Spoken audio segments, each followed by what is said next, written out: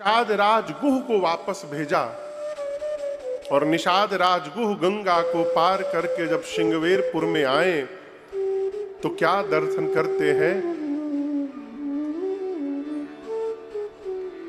मंत्री बिकल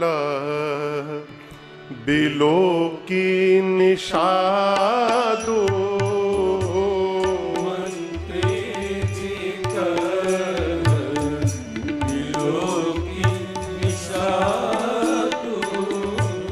कहीं न जाई जस भयउ विषादो, कहीं न जाई जस भयउ विषादो। राम राम सिया लखन पुकारे,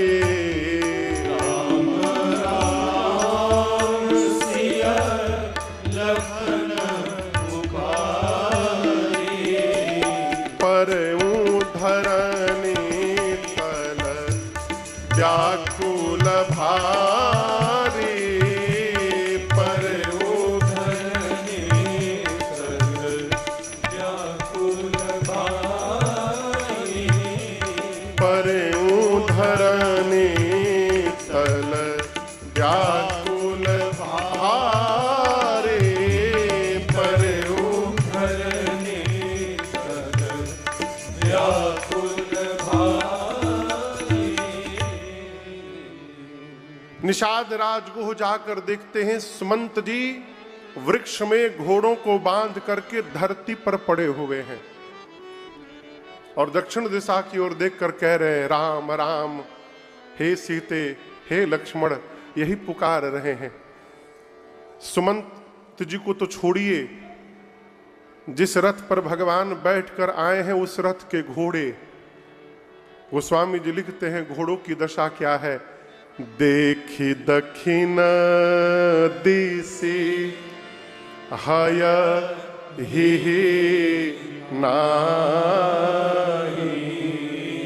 घोड़े दक्षिण दिशा की ओर देख करके हिनहिना रहे हैं। मानिए आपस में बात कर रहे थे घोड़े एक दूसरे से, आज तक ऐसा कभी हुआ नहीं है। हमारे राघव जी जब भी आंखों से दूर गए हैं ना तो कुछ समय में ही लौट के चले आए हैं। इस बार प्रभु कहां चले गए हैं? 3 दिन बीत गए, प्रभु दिखाई नहीं दिए। आप कल्पना नहीं कर सकते हैं, पिछले 3 दिनों से राम जी के रथ के घोड़ों ने जल का एक बूंद नहीं पिया है, न चारे का एक दाना खाया है, नहीं तृण चरहि न पियहि जल, नेत्र से केवल झरझर अश्रु निकल रहे। किसके? घोड़ों के। तो जो मनुष्य होगा उसकी क्या गति हुई होगी? जब अश्व की ये दशा है तो सुमंत जी की क्या दशा होगी, आप कल्पना करिए। निषाद जी आए, सुमंत जी को देखे तो निषाद जी भी व्याकुल हो गए, लगे समझाने, सुमंत जी आप तो ज्ञानी हैं, आप यदि इस प्रकार से व्यवहार करेंगे तो अयोध्या को कौन संभालेगा। उनको बरबस उठाकर निषाद राजगुह ने रथ पर बिठाया है, घोड़ों को वृक्ष से निकालकर रथ पर जोड़ा है। लेकिन आपको बताऊं, घोड़े रथ पर लगने के बाद आगे नहीं देख रहे हैं, घोड़े पीछे देख रहे हैं। मानो घोड़े बोल रहे हैं कि जब तक रघुनाथ जी नहीं आएंगे हम आगे नहीं बढ़ेंगे। निषाद राजगुह समझ गए कि सुमंत जी अकेले अयोध्या पहुंच नहीं पाएंगे, तो अपने प्रमुख सेवकों को उनके साथ रथ पर बिठाया और कहा इनको अयोध्या पहुंचा कर आइए। बरबस घोड़ों को आगे बढ़ाया गया और रथ जैसे गंगा के तट को छोड़कर अयोध्या की ओर बढ़ा। गोस्वामी जी कहते हैं सुमंत जी अपने हाथ से अपने सिर के बाल को पकड़कर नोचने लगे। कहते हैं आहा मंद मन अवसर चूका, हे अभागे सुमंत, तूने अवसर खो दिया। राम के वियोग में यदि तेरे शरीर से प्राण निकल जाता तो तू अमर हो जाता। अब इससे बड़ा कौन सा दुख तेरे जीवन में आएगा कि ये प्राण इस शरीर का त्याग करेगा। गोस्वामी जी यहां 3 उदाहरण दिए हैं सुमंत जी की क्या दशा हुई। जैसे मानिए कोई मनुष्य लगभग 40 साल अपने परिवार से दूर रहा हो, सरकार 40 वर्ष, और 40 साल में अपने जीवन में जो वो धन कमाया हो, उस धन की पोटली बना के घर वापस लौट रहा हो। संजीव जी, घर जाने के पहले रास्ते में ही उसके जीवन भर की कमाई कहीं रास्ते में खो जाए, तो जीवन भर की कमाई खोने के बाद उसको जिस प्रकार का पश्चाताप होगा, वही पश्चाताप सुमंत जी के मन में हो रहा है। कोई स्त्री जीवन भर पतिव्रत धर्म का पालन करे और उसके वृद्धावस्था में उसका पति बिना किसी कारण उस स्त्री का त्याग कर दे, उसके बाद उस स्त्री के मन में जो सोच होगा वो सुमंत जी के हृदय में है। कोई ब्राह्मण जीवन भर धर्म का पालन करे, धर्म से इतर एक क्षण मात्र भी जीवन का यापन न किया हो, ऐसा वृद्ध ब्राह्मण जिसके जीवन के अंतिम समय में वो इस आशा में बैठा हो कि मेरे परिवार का आकर मेरे मुख में कोई गंगा जल डालेगा, और मरते समय किसी ब्राह्मण के मुख में धोखे से कोई मदिरा लाकर डाल दे, और जब उस ब्राह्मण को ये पता चले कि मेरे मुख में मदिरा आ गया मरते समय, उस समय उसके मन में जो पश्चाताप होगा वही सुमंत जी के मन में हो रहा है। चल रहे हैं, मन में कल्पना करते हैं महाराज आने की दशा में नहीं होंगे, कैकेयी तो आएगी ही नहीं, सुमित्रा आएंगी तो मैं समझा लूंगा, लेकिन सुमंत दिन भर चारा चरने के बाद जब शाम को बछिया अपने घर की ओर दौड़ती है तो उसकी आने की आहट पाकर खूंटे में बधी गाय जब हुंकार मारती है, उसी प्रकार मेरी आने की सूचना सुनकर यदि कौशल्या दौड़कर मेरे पास आकर पूछेगी मेरा राघव कहाँ है, तो मैं कौशल्या जी से क्या कहूंगा कि मैं उनके राघव को वन में छोड़ के चला आया। यही मन में कल्पना करते करते सुमंत जी तमसा नदी के किनारे पहुंचे। दिन का समय था, वहीं रथ को रुकवाया, सुमंत जी के सेवकों को, निषाद राजगुह के सेवकों को बरबस वापस भेजा और वहीं तमसा के किनारे बैठ गए। क्यों? दिन में नहीं जाऊंगा, ये कलंकी मुख दिखाने लायक नहीं है किसी को अयोध्या में। मैं राम को वन में छोड़ के आया हूं, मैं दिन में नहीं जाऊंगा, रात्रि के अंधकार में प्रवेश करूंगा। पूरी दिन बैठे रहे अयोध्या तमसा के किनारे। जैसे अंधकार हुआ रात्रि में रथ लेकर गए, चुपके से मां कौशल्या के भवन के बाहर रथ खड़ा किए। अयोध्या वासियों को सूचना मिली कि सुमंत जी आ गए। पूरी अयोध्या दौड़ पड़ी है महल की ओर। सुमंत जी तो रथ से निकलकर भीतर चले गए, लेकिन मैं आपको बताऊं अयोध्या वासियों ने रथ में लगे हुए घोड़ों को केवल देखा। और गोस्वामी जी कहते हैं घोड़ों को देखकर वो समझ गए कि राम जी आए नहीं हैं। क्यों? घोड़े खड़े हैं, अब पीछे की ओर मुड़ करके रो रहे थे, मानो अयोध्या वासियों से बोल रहे हैं आप जिनको ढूंढते आए हैं वो आए नहीं हैं, वो पीछे ही कहीं छूट गए हैं। सुमंत जी महल में गए और जाकर चक्रवर्ती जी का दर्शन किया। क्या देखा? गोस्वामी जी कहते हैं जाई सुमंत्र देख कसरा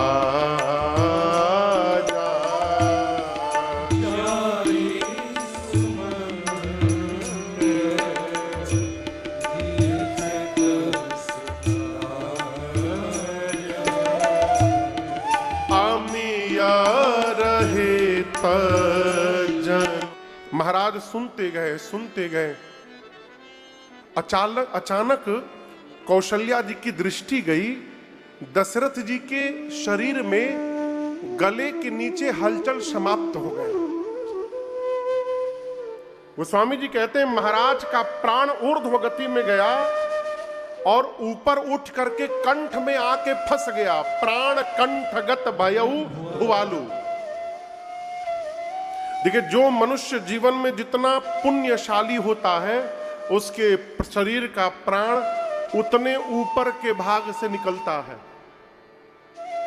आंख से, कान से, मुख से, नासिका से।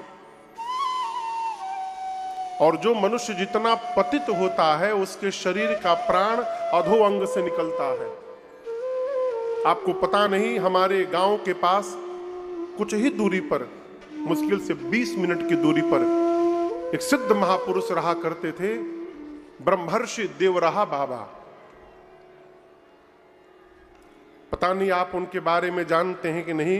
मेरे गांव के ठीक बगल में उनका निवास था, मचान पे रहते थे। उनकी उम्र का किसी को पता नहीं। कोई कहता है 700 साल जीवित रहे, कोई कहता है 800 साल जीवित रहे। कोई लोग कहते थे मेरे बाबा भी उनको देखते थे ऐसे ही, मेरे पिताजी भी देखे, मैं भी देखा। उनका प्राण मैंने पढ़ा है कैसे गया। जब शरीर त्यागना हुआ तो पूज्य ब्रह्मर्षि श्री देवराहा बाबा आसन लगा करके बैठ गए और साधना करके प्राण तत्व को खींचकर ऊपर ले गए। और उनका प्राण सिर के इस भाग को फाड़ करके, ब्रह्मरंध्र है ये, सिर का ये भाग फटा और यहां से उनका प्राण ऊपर निकला। ये साधना का परिणाम। महाराज के शरीर का प्राण ऊपर की ओर बढ़ा लेकिन कंठ में आके फंस गया। शरीर नीचे के अंग शांत हो गए। कौशल्या मैया ने तुरंत पांव पकड़ा, कहा महाराज धैर्य रखिए। अयोध्या रूपी जहाज पर पूरा परिवार बैठा है, आप ही इस जहाज के नाविक हैं। प्रभु, नाविक ही यदि नहीं बचेगा तो जहाज को डूबने से कौन बचाएगा। मैं कहती हूं धैर्य रखिएगा ना, तो 14 वर्ष बाद राम स्वयं आकर आपको प्रणाम करेंगे। तब कौशल्या जी की बात सुनकर महाराज ने कहा, कौशल्या आज धैर्य नहीं, आज उस अंधे माता पिता के श्राप की सुधि आ रही है। कौन अंधे माता पिता पता है आप लोगों को? श्रवण कुमार। और पहली बार, आज तक महाराज बताए नहीं थे किसी से, पहली बार महाराज ने बात प्रकट की कि मरते समय श्रवण कुमार के पिता ने मुझे शाप दिया था कि आज जिस प्रकार पुत्र के वियोग में हम मर रहे हैं, दशरथ एक दिन अपने पुत्र के वियोग में तुम भी मरोगे इसी प्रकार। और तुम्हारा दुर्भाग्य, तुम्हारे 4 पुत्र होंगे, परंतु जब तुम्हारा प्राण निकलेगा तो 4 में से एक भी पुत्र तुम्हारी आंखों के सामने नहीं रहेगा। ये तुम्हारा दुर्भाग्य होगा। आपको बताऊं, राम जी जिस दिन से बन गए थे उस दिन के बाद वो अयोध्या की 6वीं रात्रि थी। कितनी नंबर रात्रि थी? 6वीं। महाराज अपने आप को कोसने लगे, राम को गए 6वीं रात्रि हो गई और अब तक मेरा प्राण नहीं निकला। मेरा प्रेम झूठा है राम के प्रति। हे राम, आपको देखे बिना मैंने बहुत जी लिया। हे लक्ष्मण, हे वैदेही, आपको देखे बिना मैंने बहुत जी लिया। और आपको बताऊं, ऐसा लगता है महाराज प्रायश्चित करते हैं मरने के पहले। 6वीं रात्रि थी, इसलिए महाराज ने मरने के पहले 6 बार मुख से राम बोला। कितनी बार? मुनि महात्मा जन्म जन्मांतर तपस्या करते हैं कि कम से कम 1 बार निकल जाए, नहीं निकलता। महाराज का प्राण निकला तो 6 बार निकला। राम राम कही, राम कही, राम राम कहि राम, तन परिहरि रघुबर बिरह राम, गयऊ सुरधाम। 6 बार मुख से महाराज ने राम राम राम राम राम राम कहा, और जैसे कोई तिनके का त्याग करता है। तिनका समझते? तिनका, यदि काले रंग का तिनका आपके सफेद कुर्ते पर बैठ जाए तो कोई भी ये विचार नहीं करेगा कि 5 मिनट बाद हटाऊं कि धीरे से हटाऊं। जैसे तिनका दिखाई दिया तुरंत हटाते हैं। जैसे हम तिनके का त्याग करते हैं, उसी प्रकार महाराज ने 6 बार राम कह के और अपने प्राण का तुरंत त्याग कर दिया। प्रिय तन तृण इव परिहरेउ, महाराज ने प्राण छोड़ दिया अपना। गोस्वामी जी कहते हैं चक्रवर्ती जी ने जीने और मरने दोनों का फल पाया। जन्म मरण फल दशरथ पावा, जियना मरण फल दशरथ पावा, अंडयने का अमल जस छावा, अंडयने का अमल जस छावा, जियत राम बेधो बदन निहारा, जियत राम बेधो बदन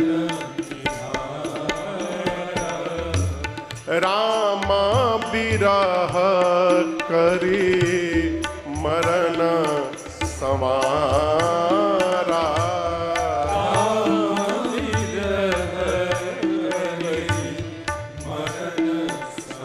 पूरी अयोध्या कहती है अथयाऊ वाजा भानुकुल भानु,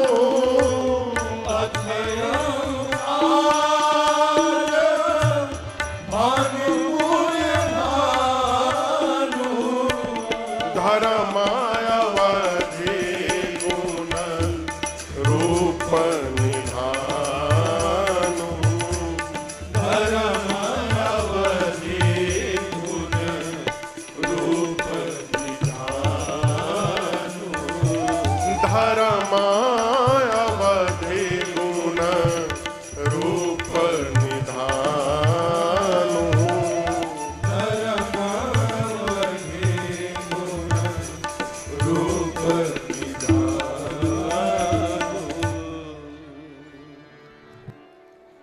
महाराज ने जीने और मरने का दोनों फल पाया। कैसे? जब जीवित रहें, जब तक राम जी को देख देख कर जीवित रहें, और जब जगत से महाराज विदा लेकर गए तो राम जी को स्मरण करते करते चले गए। यही जीने का और मरने का परम फल है। जब तक आंख से दिखाई दे रहा है, भगवान को निहार लीजिए, है देख लीजिए। हो बगल में राम राजा सरकार विराजमान है, समय निकाल कर महीने महीने भर में जाकर दर्शन कर लीजिए। जब अखिया से रोशनी चली जाएगी तो मंदिर में जाने के बाद भी भगवान दिखाई नहीं देने वाले हैं। जब तक शरीर में सामर्थ्य है, भगवत नाम का उच्चारण कर लीजिए। क्या पता प्राण निकलते समय शरीर में सामर्थ्य रहे ही ना रहे, क्या भरोसा। महाराज जब तक जीवित रहे, राम जी को देखकर जीवित रहे। जब जगत से गए तो राम जी को याद करते करते गए। अयोध्यावासी कहते हैं आज सूर्यवंश का सूर्य डूब गया, अथयौ आज भानुकुल भानु। माताएं विलाप करने लगी। गुरुदेव भगवान आकर ज्ञान उपदेश दिए हैं। महाराज के शरीर को नाव समझते हैं ना, नाव, एक नाव मंगाकर उसमें तेल भरवा करके और पार्थिव शरीर को उसमें रख दिया। क्यों? उस समय बर्फ तो होते नहीं थे और अग्नि देने के लिए 4 में से कोई पुत्र नहीं है, तो शरीर कैसे सुरक्षित रहेगा, इसलिए उसको तेल में डाल दिया। और दूतों को बुलाकर गुरुदेव ने कहा, आप लोग भरत जी के पास जाइए, ननिहाल में उनके जाकर केवल इतना कहिएगा कि गुरु जी ने याद किया है। कितना भी भरत जी पूछें, यहां जो घटा है वो न बताइएगा। यदि भरत को पता चल गया तो फिर भरत आने लायक नहीं रहेंगे वहां से। और गोस्वामी जी कहते हैं, जिस दिन से अयोध्या में ये अनर्थ प्रारंभ हुआ है, उस दिन से भरत जी को वहां रात में बुरे बुरे सपने आने लगे। ये ऐसा ऐसा संबंध है जिसके साथ आपका मन जुड़ा हुआ है, उसके साथ कोई भी घटना घटेगी, आप कितने भी दूर रहेंगे आपको आभास हो जाएगा। और जिसके साथ मन नहीं लगा है, उसके साथ दिन भर रहने के बाद भी कुछ पता चलने वाला नहीं है।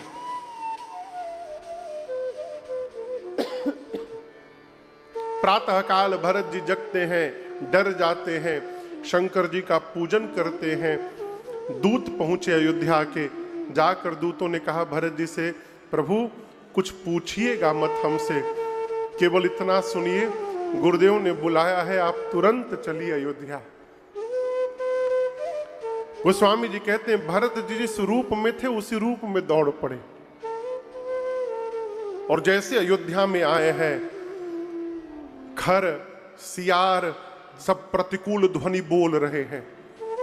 ऐसा लग रहा है किसी ने अयोध्या के श्री का हरण कर लिया हो। अयोध्यावासी भरत जी का आज मुख देखना नहीं चाहते। भरत जी से लोग अपना मुख चुरा रहे हैं।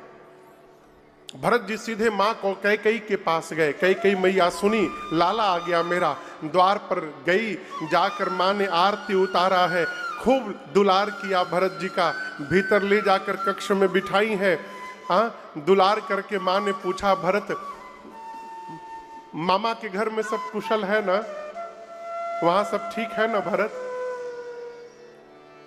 भरत जी हाथ जोड़कर बोले, मां वहां तो सब ठीक है, मेरे घर में सब ठीक है ना मां? कौशल्या मैया पूछी कि कैकेयी मैया पूछी, ऐसा क्यों बोल रहे हो? भरत जी बोले, मां आज अयोध्या में कोई मेरा मुख नहीं देखना चाह रहा था, और मां आज तक जब जब मैं घर लौटा हूं, दरवाजे पर आप अकेली नहीं मिली हो, मेरी तीनों माताएं मिली हैं, आज आप अकेली खड़ी थी मां, मेरे घर में सब कुशल है ना? कैकेयी ने कहा कि कुशल तो भरत मैंने सब कर लिया था, क्या कहूं, मंथरा ने बड़ी सहायता की मेरी सब ठीक करने में, लेकिन ब्रह्मा जी ने एक बात बिगाड़ दी बीच में। भरत जी पूछे, क्या हो गया? बोलते बोलते कैकेयी मैया बोली, भरत क्या बताऊं, सब ठीक हो गया था, लेकिन अचानक आपके पिताजी अब नहीं रहे। गोस्वामी जी कहते हैं, भरत भैया सुने पिताजी नहीं रहे, खड़े थे भरत जी, तात तात हाँ तात पुकारी, हे तात कह के भरत जी खड़े खड़े गिर पड़े धरती पर, लगे छटपटाने, बिलाप करने लगे। कैकेयी मैया पकड़ के संभालती हैं। भरत जी उठ करके बैठे, कहे, मां पिताश्री को कोई व्याधि नहीं थी, क्या कारण हुआ पिताजी असमय चले गए? और दर्शन करिए, कैकेयी मैया, भरत जी ने पूछा तो कैकेयी जी ने कुछ छिपाया नहीं है, कैकेयी जी ने सब बता दिया। जो जो मां ने किया था, जैसे किया था, अपने मुख से मां ने अपनी सब करनी बता दी। आदि हुते सब आपनी करनी, कुटिल कठोर मुदित मन बरनी। मां ने सब बताया। अब भरत जी सुनते रहे। आपको बताऊं, वो स्वामी जी लिखते हैं, भरत जी को जैसे पता चला कि मेरे राम भैया वन में चले गए हैं, भरत जी पिताजी की मृत्यु भूल गए, भूल ही गए। भरत ही बिसरेउ पितु मरन, सुनत राम बन गौन। हे तू अपन पौ जान जिय, थकित रहे धरि मौन। भरत जी स्तब्ध हो गए। अब मन ही मन कहने लगे, कैकेयी न तुम्हारा अपराध, न मंथरा का अपराध, न पिताजी का अपराध, किसी का अपराध है तो इस पापी भरत का अपराध है। मैंने इस धरती पर जन्म ही क्यों लिया। आज पता चला मेरे जन्म का कारण, मोर जन्म रघुबर बन लागी। मेरा जन्म ही भैया को वनवास देने के लिए हुआ है। यहां पर भरत जी ने मां कैकेयी को बहुत कुछ कहा है, बहुत कुछ सुनाया। क्या सुनाया वो गोस्वामी तुलसीदास जी जाने, भरत जी जाने और कैकेयी मैया जानी। मानस पाठ करते समय ये प्रसंग आए तो भले पढ़ जाइएगा, अलग से प्रसंग न पढ़िएगा कभी, क्योंकि कैकेयी मैया को जो भरत भैया ने कह दिया है आज, मां कैकेयी वो सुनने की अधिकारिणी नहीं है। मेरा सीधा प्रश्न है, लोग कहते हैं कि कैकेयी राम जी की विरोधी थी। लोग का छोड़िए, हम कथावाचक लोग बोलते हैं व्यासपीठ से, घंटों मां कैकेयी को भला बुरा कहते हैं। मेरा आपसे प्रश्न है संजीव जी, कोदो जानते हैं? कोदो जानते हैं ना? कोदो के पौधे से क्या धान की बाली निकल सकती है क्या? बोलिए। फरई की कोदो बाली सुसाली, मुक्ता प्रसव की संबुक काली। काले रंग के घोघी से क्या सफेद रंग का मोती निकल सकता है क्या? पूछ रहा हूं, बताइए। नहीं निकल सकता। लोग कहते हैं कैकेयी राम विरोधी थी। जिस मां के कोख से भरत जैसा साधु जन्म लिया हो, वो कैकेयी राम विरोधी कैसे हो सकती है? इसका उत्तर दीजिए। जिस कोख ने भरत जैसे साधु को जन्म दिया हो। भरत जी भगत नहीं है, भरत जी भक्त शिरोमणि है। भगत शिरोमणि भरत ते, जनि डर पहु सुरपाल। कोई सामान्य भक्त नहीं है भरत जी, भक्त शिरोमणि है। भक्त शिरोमणि भरत जी को जन्म देने वाली कैकेयी क्या राम विरोधी होगी? ये प्रश्न है। भरत जी ने मां को जो कुछ भी सुनाया वो राम प्रेम के अतिरेक में सुना दिया। मां उसकी अधिकारिणी नहीं है। भरत जी मां को भला बुरा कह के दौड़ कर गए कौशल्या मैया के पास। कभी अनुभव करिएगा, जब जीव रोता है और आंख में आंसू भरे रहते हैं ना, तो दृश्य स्पष्ट नहीं दिखाई देता। कैसा दिखाई देता है? धुंधला दिखाई देता है। मां कौशल्या अपने कक्ष में बैठकर रो रही थी, आंख में आंसू भरे थे, स्पष्ट दिख नहीं रहा है। दरवाजे पर भरत जी आके खड़े हो गए। और मैं आपको बताऊं, भरत जी और राम जी देखने में दोनों एक जैसे हैं, एकदम बिल्कुल एक जैसे हैं। मां रो रही थी, स्पष्ट दिख नहीं रहा था, धुंधला दिख रहा था। दरवाजे पर भरत जी आके खड़े हुए।